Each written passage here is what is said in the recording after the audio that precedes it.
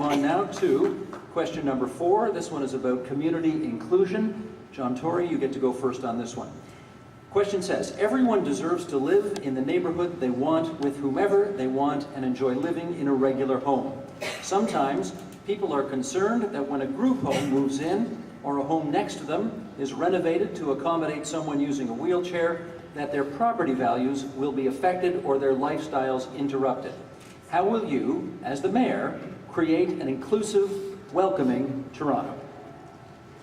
Well, I guess the easiest thing to say I will do is to continue to what I've always done as a volunteer, which is to try and find ways to be one of those people who comes together at different places, whether it's in neighborhoods or at different tables, to try and find ways to be inclusive. But I'll also tell you what I won't do. I won't do, as the leader of the city, what we've seen done, which is to inflame these situations by talking about these kinds of facilities that are a fundamental part of what we believe in as to how we should fully integrate these people into the community in every respect. I'm talking about group homes, how those somehow ruin communities or in some way have some negative impact. That's what I won't do. Your job when you're the leader of the city, when there are difficulties, because there are going to be difficulties, there are going to be adjustments to be made, is to bring people together, and have them recognize that this is something we decided years ago that was in the best interest of the entire community, not just the disabled community, and that you've got to bring people together to sort out whatever those difficulties are without backing down on something we decided decades ago was in the best interest of our city.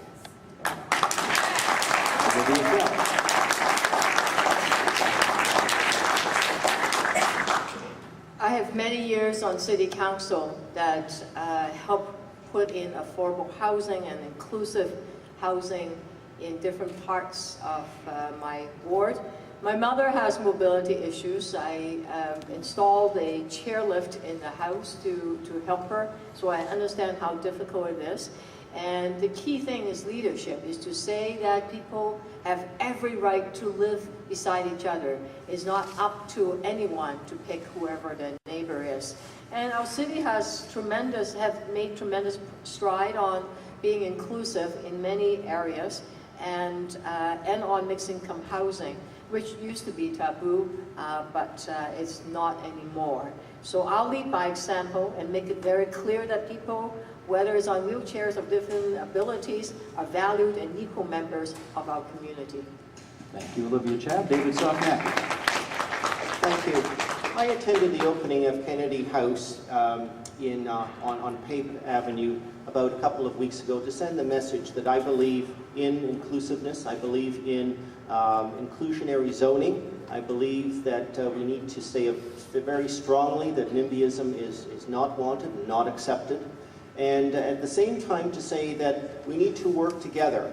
The providers of group homes as well as the communities to make sure that the difficulties that people fear are the fears of the unknown. That people who are willing to work together can indeed achieve consensus and work together so that the communities are stronger together. I believe in that inclusionary zoning. I believe in including integrated housing throughout the city, and I believe that way we build a stronger city together. Karen Stintz. Thank you.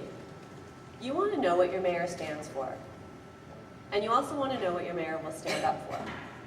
And I'm proud of my track record on council, because I stood up for group homes. I voted to make sure that there were no restrictions on group homes in neighborhoods. Because when you build a neighborhood, you build it for everyone. And I stood up for Regent Park, and I stood up for Lawrence Heights. Because we need to build communities that include TCHC, that include rental, that include home ownership, that include mixed income neighborhoods. Because that's when you have the most stable neighborhoods. And Toronto benefits from a city that is inclusive.